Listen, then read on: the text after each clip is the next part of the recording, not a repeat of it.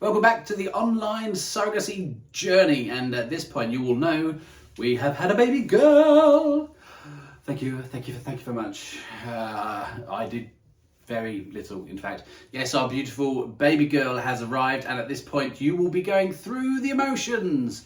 But because you're conscientious and you will be aware of all these things, you will also be aware of the surrogates' emotions. You'll probably be aware of your family's emotions, and let's be honest, you'll probably be super conscious about your fellow IP emotions if they are left behind on their journeys and haven't got a baby on the way yet.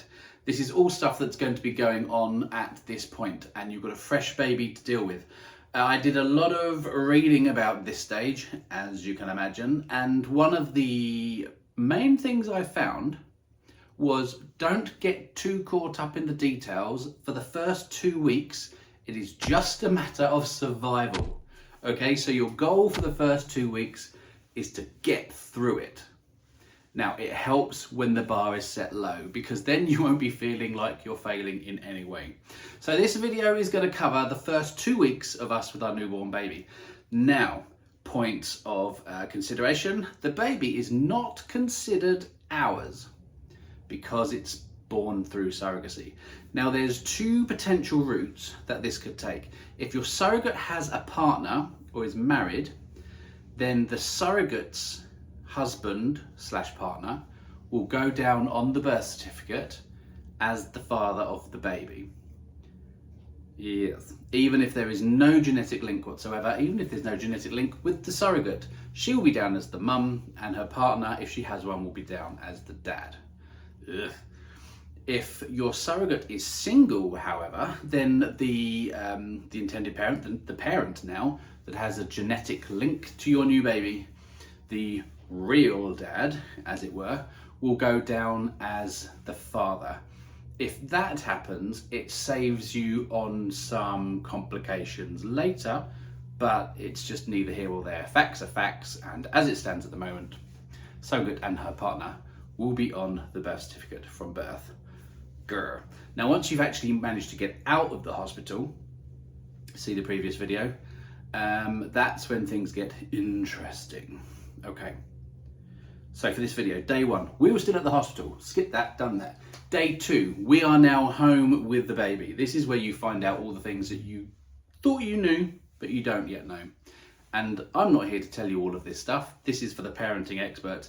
But things to include would be half the world measures milk in fluid ounces, and the other half measures milk in milliliters. So you will have to decide which one works for you. We move very quickly to fluid ounces, if that's of any interest. And we did also learn simultaneously that baby burped well after every 100 milliliters of milk.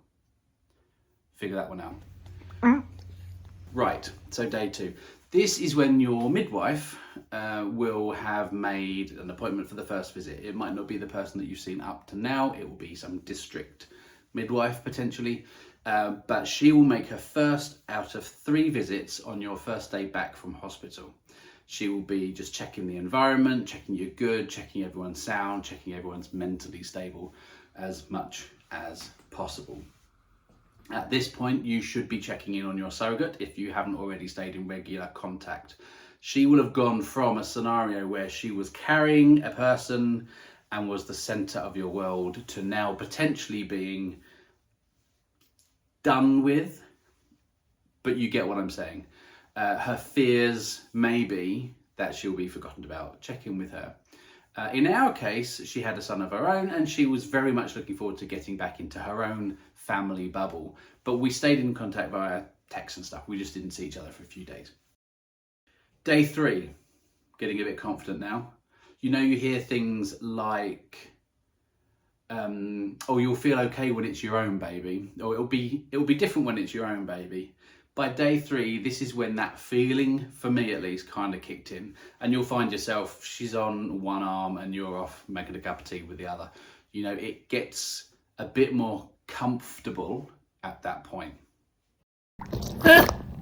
And by day 3 as well, you've kind of done the first of many things that the baby will be doing often. So you'll start to feel a bit more confident. You'll have done nappy changes if you've not done them before. You'll have done cleanups. You'd have done the feeding. You would have done a couple of nights, however that happens to work out. So you'll be starting to get into a bit of a pattern, although babies are very unpredictable. But at least you have the skills at this point to do all of the basic stuff. Day 4 for us was when family started to come over. This was when our family bubble, if you like, started taking in other people. We did set a rule: no kissing on the face, and to wash your hands as well, which might sound kind of crazy, but at this point baby has no immune system whatsoever. If people had a cold, I'm sorry, you'll have to wait. So we were a little bit cautious, but I believe understandably so, and most people are quite happy to do that. Day 5, we were out and about. Now, what we found as two dads, or dad and pops, daddy and papa, was that there is no recovery period for us after we've had a baby. So people will be surprised to see a 5-day-old out and about. She was wrapped up warm, she was kept away from potential germs, but there was no reason for us to stay indoors. Neither of us were recovering from any procedure or labour. So we went out and about. Baby at this point was having some issues internally. She struggled to go pass everything through.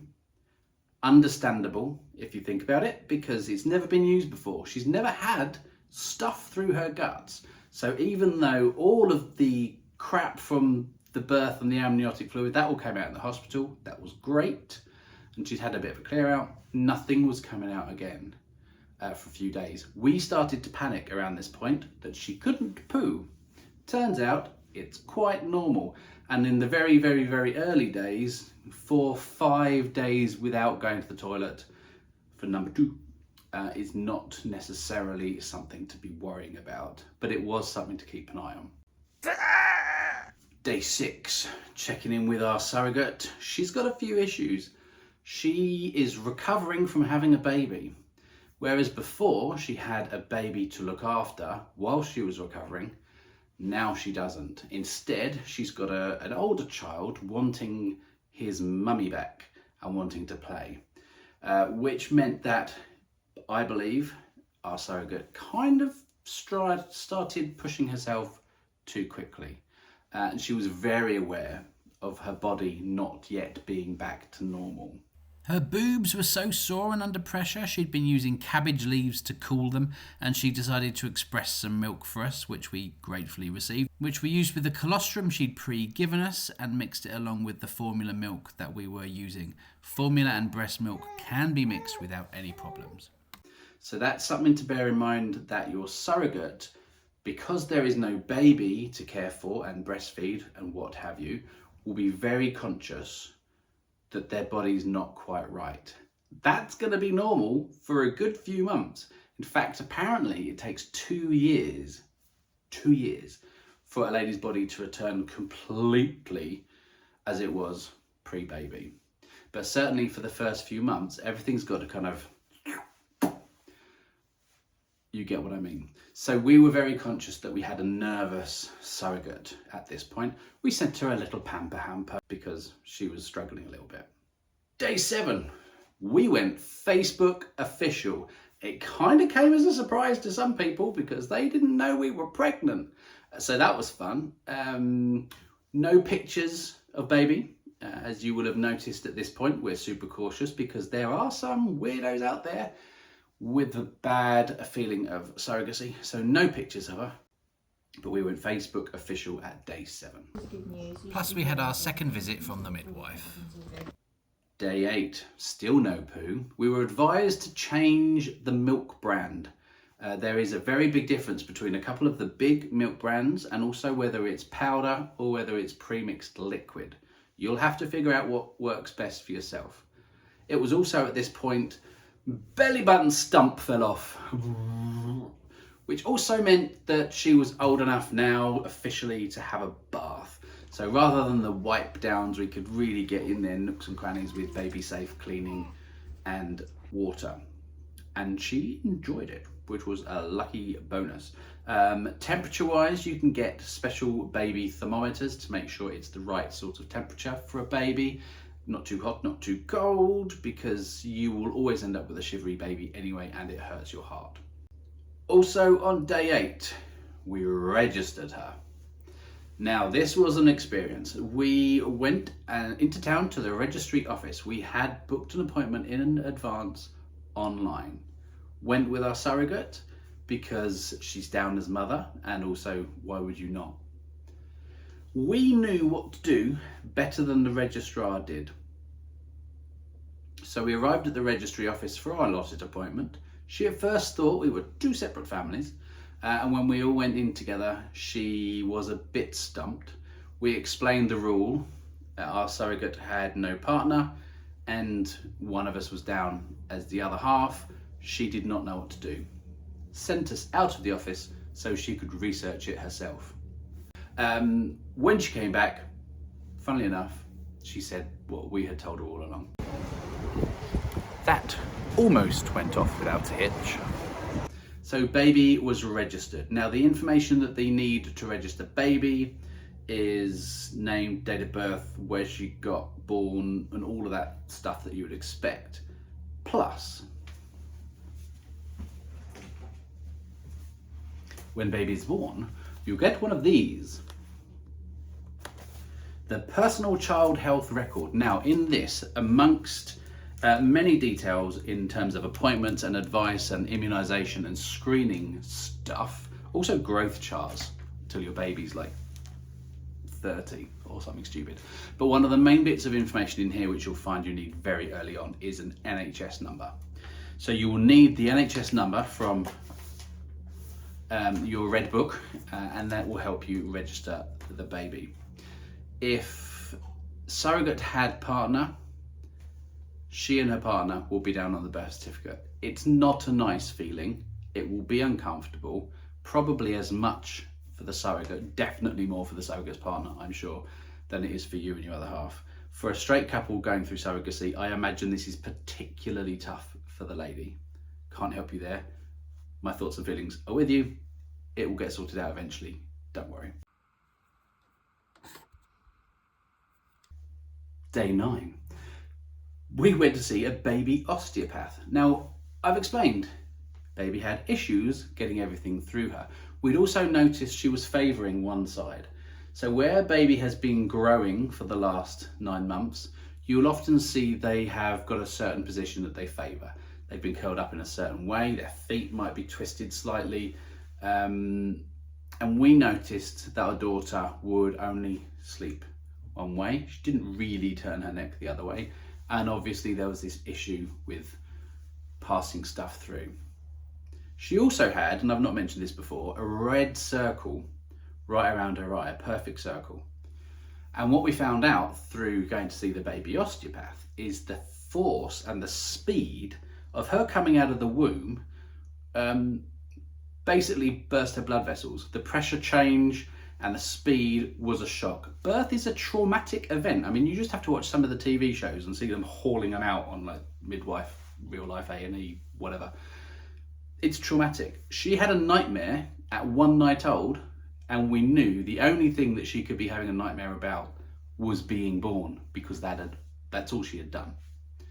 So osteopath explained the trauma, and the speed didn't help.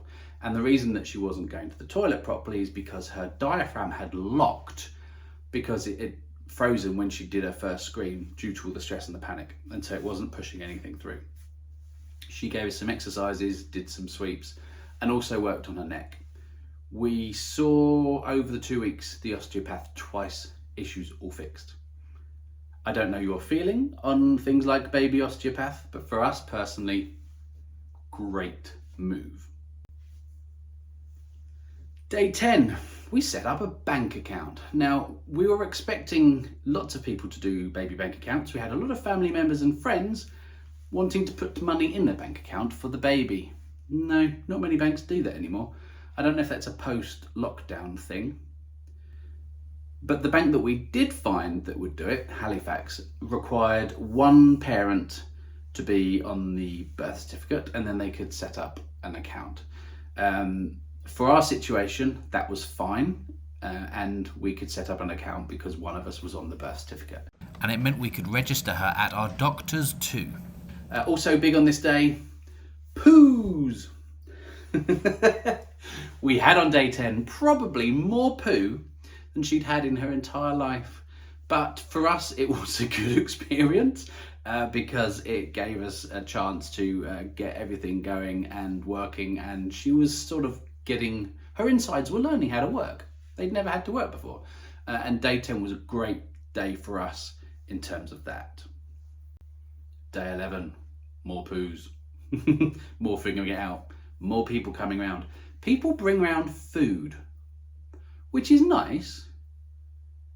But for us, 2 people are off work, at least for the first 2 weeks. Neither of them are recovering. I guess this is the hang up from when mum's had a baby and she can't do anything.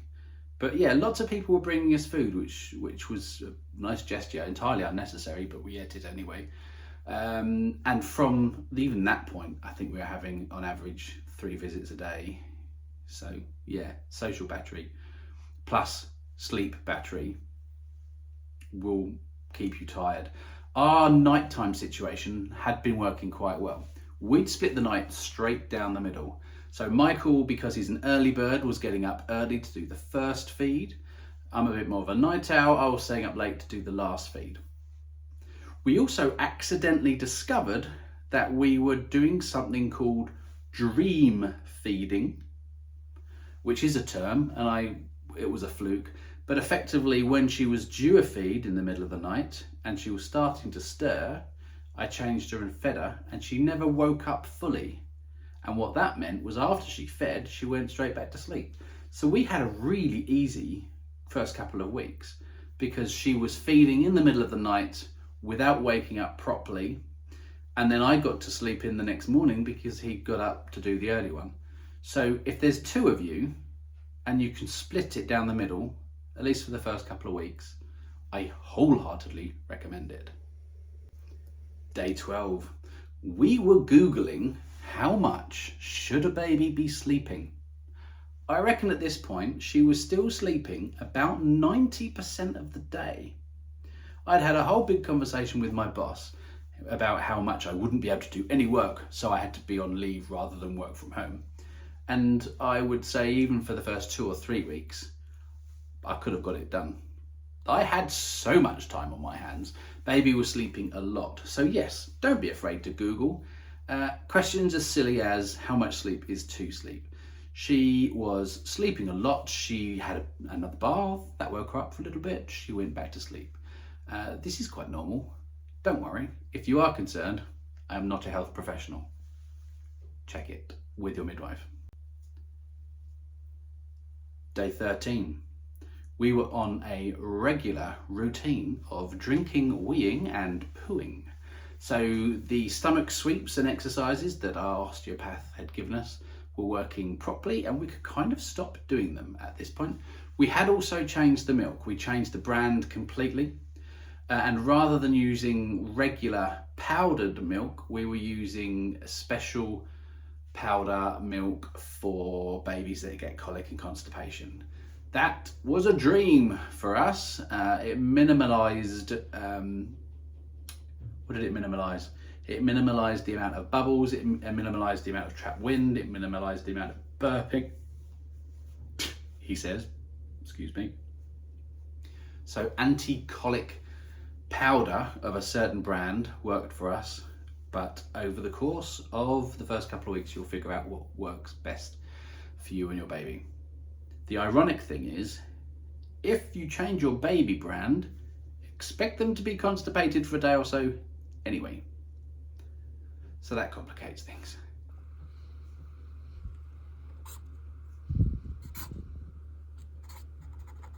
Day 14 was our third and final visit from a midwife. All good, no problems. She signed us straight up with a health visitor, which is the normal process that everyone goes through. And then that health visitor will turn up and check on your baby at expected stages for the next years and years and years until they're in secondary school, I believe. Now, some people that we are aware of, their midwife after 3 visits had concerns. They did some double checks. They wanted to make sure that they knew certain things, and extended the time that they saw them. We were fortunate. We got gold stars for our parenting, lots of reading and research, and all was good. So day 14 was when we got signed off by the midwives. No more midwife appointments. Oh wait, day 14 is 2 weeks. That's the end of my video, isn't it? It was also the stage, after a couple of weeks, that we were putting up Christmas decorations, because even though we had missed out on our Christmas miracle the year before, we got our Christmas miracle this year. So lights, they were very well received, and she loved it. Well, that's a lie. We've got no idea. Very little expression at 2 weeks. She just wasn't crying. So that's good. So yes, so at the 2 week stage, baby will still be sleeping a lot of the time. At least in our case, I should add. I think the most important thing for us was communication. And I know you hear that, but even if you can't talk to each other because one of you's tired or one of you's grumpy, do it via text. Whatever you have to do, just don't hold stuff in, because baby picks up on stuff like that from a very young age. So we were good at communicating all the way through the first few weeks, even when we were hungry and tired. And the amount of tea I had on the side that had gone cold, shocking. Go easy on yourselves. Don't compare yourselves to others. This is a marathon, not a sprint. You will be learning now to be a parent for the rest of your life. Scary, right? Eesh. Now, the next video is going to be the top 10 things that we've learned for going over the first month or so. There will be more videos, even though baby is here. We are waiting for our court order to go through, and if you want baby expert stuff, check other people. I will continue to give you surrogacy related useful advice until our journey officially ends, which will be once the baby is legally ours. So next up, top 10 things that I've learned that will be useful to you. And I will see you next time. Like, follow and subscribe, ask me questions, and keep watching, because one of these days I might just become an influencer. Bye.